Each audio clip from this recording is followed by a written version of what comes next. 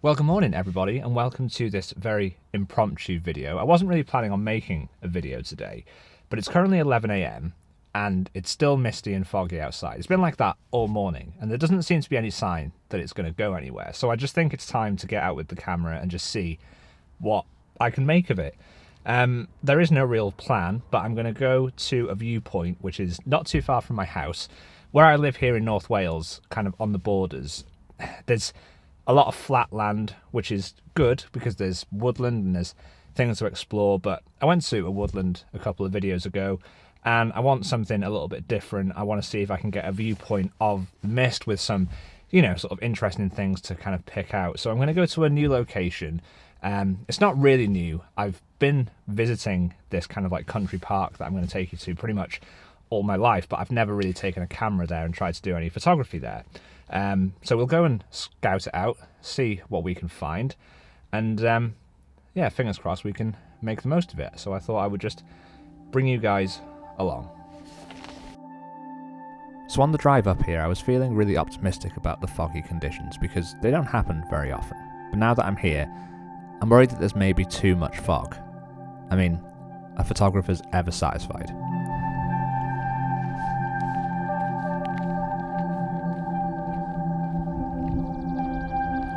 But as well as doing some photography today, I also want to talk to you about my camera, the Sony A7 III.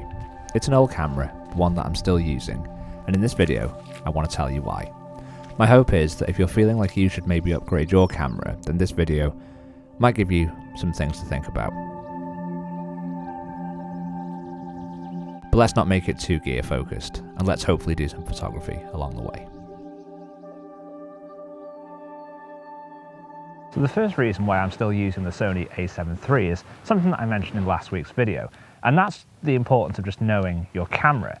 I really know this camera so well. I have it configured with all the custom buttons to my shooting style, and it means that when I'm out in the field, I'm not necessarily having the issue of having the camera slow me down. If anything, this camera makes me faster, and that means when there is opportunity to get good photos, I'm kind of primed and ready to be able to make the most of it. Whereas if you're swapping gear and you're swapping cameras all the time, I think it's sometimes easy to kind of lose that speed.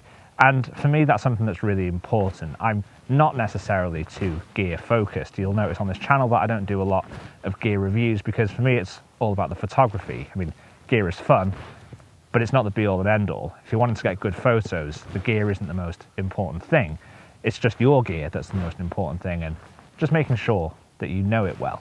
The reality of the situation for me is that I rarely think about things like megapixels or whether my sensor is full frame. And yes, whilst kind of the shooting experience is something that is important when considering a camera, and that's something that I have a very, very strong opinion of, which I will mention in a few minutes' time. But frankly, when I'm in the field and when I'm doing photography, I'm not even really thinking about specs. I mean, this camera doesn't have as many megapixels as some of the newer cameras, but when I'm out shooting, I don't sort of tangibly see that. It's not really something that I miss or think about. It's just I look at the screen, I look at the files, I edit the files, and I'm happy with the results. And if I'm getting commercial work and paid clients, then, if they're happy with the results as well, then that's pretty much the most important thing.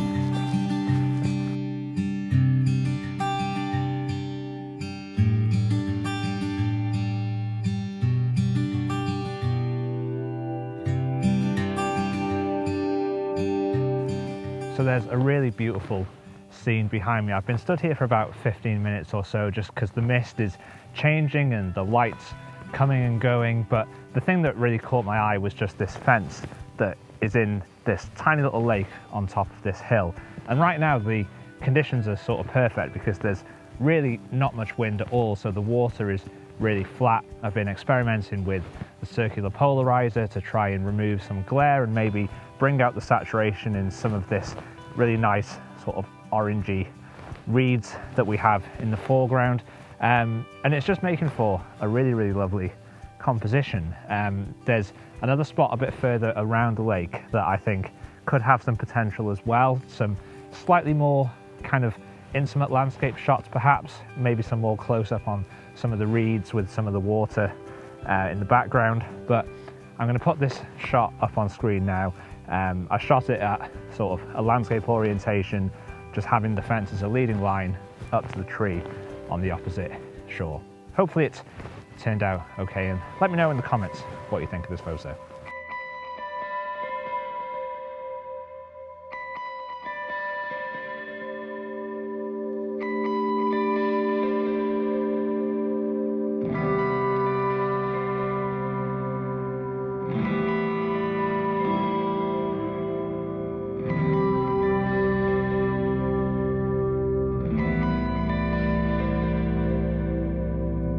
Well, I am definitely glad that I ventured out this morning, because I'm really glad to have found that lake. Hopefully the photo turned out okay. I've not really had a chance to review it yet, but I just thought we would head back to a couple of other areas in this location just to kind of explore a bit more. But yeah, it just shows the importance, doesn't it, of just getting out with your camera, because you really do never know what you're going to get. And then back onto this point of the Sony A7iii. I mentioned before about how I don't really think about sort of things like megapixels and image quality when I'm out in the field like I am today, just taking photos. But really, I think a lot of people, when they start divvying up cameras and making comparisons, is they always think about resolution and, you know, how big you can print and whether that's going to make much of a difference. And I have done some printing. You know, last year I did an exhibition of some ICM photography called Impressions of the Welsh Landscape. I will put some of those images up on screen now. Obviously with ICM photography, I guess detail isn't the most important thing, but I've also done prints for, you know, our house. I've done prints for family and friends, you know, A3, A2 sizes, and even with the Sony A7iii, which I think has a 24 megapixel full frame sensor. Really, really happy with the print results. You know, I'm sharing most of my stuff here on YouTube as well, on Instagram, on my website, and for that, you know, I'm not using massive image sizes. Everything is viewed on a screen or on a desktop, and when you're looking at things like that, really resolution isn't the most important thing. And because I try to be considerate when I am shooting, you know, making sure that I'm composing in camera, it means I'm not doing a lot of cropping. You know, if you're cropping or zooming in, that's where you're going to start to lose detail and lose that pixel density. But I'm not doing that because I'm trying to be a bit more considered. So these are all just things that make me hesitant to upgrade. So back to today's exploration of this new location. I'm really enjoying it, actually. It's very different to how I remember it, but I guess that's the beauty of visiting with a camera, is that it does make you notice things that maybe you wouldn't otherwise. I'm noticing a lot of potential for later in the summer. There's a lot of heather in this location that I think right now doesn't look particularly good, but come late summer, July, August time, there could be some real potential here.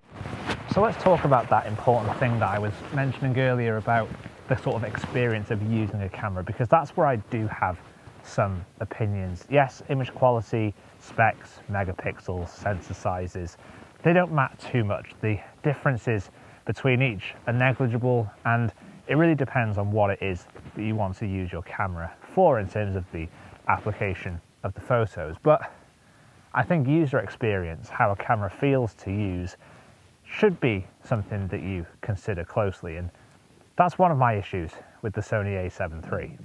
And yes, granted, it's not so much of an issue that I felt the need to upgrade over the 4 or 5 years that I've owned this camera now. The camera works absolutely fine, but there's just something uninspiring about the clinical nature of some of the very modern day mirrorless cameras. I've always enjoyed film cameras. I've shot 35mm film.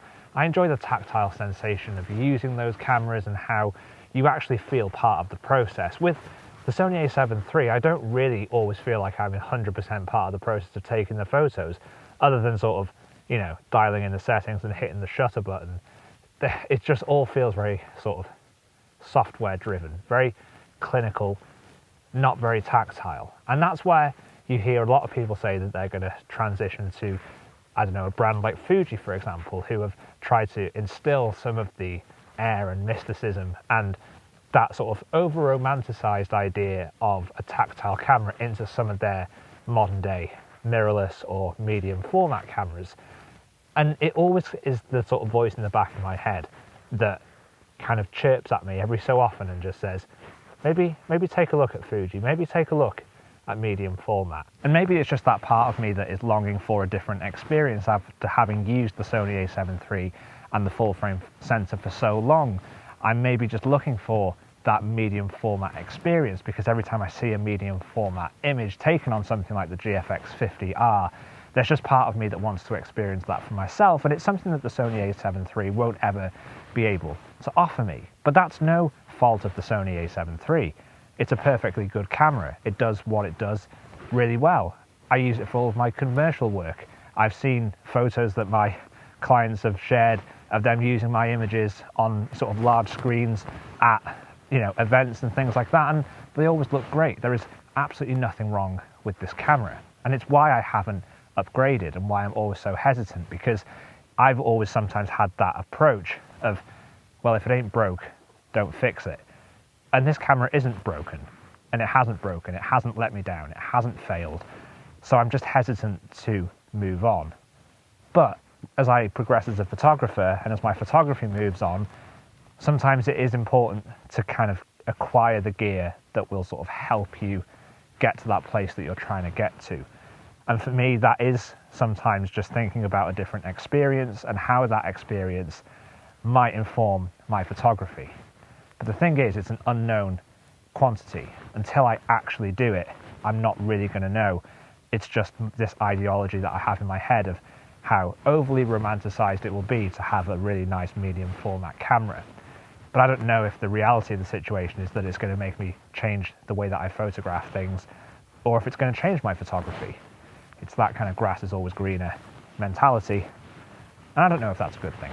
But I think the reality is I am going to be torn in my decision to upgrade from the Sony A7 III, at least for the next few months, because I don't think that this camera is the thing that is holding back my photography, because I don't come back from shoots using this camera feeling disappointed because I feel like the camera hasn't performed properly. If I've ever come back from a shoot not enjoying the photos, it's normally because I've done something wrong, because I've, you know, not used the right shutter speed, or I've missed focus or something like that. And if I upgrade to a different camera, it's not necessarily going to solve that. But because sometimes I am looking for a different user experience, and I'm wanting to sort of see whether that is going to make an impact on my photography, is me using a camera that I really enjoy and that I'm very inspired to use going to get me out with my camera more often?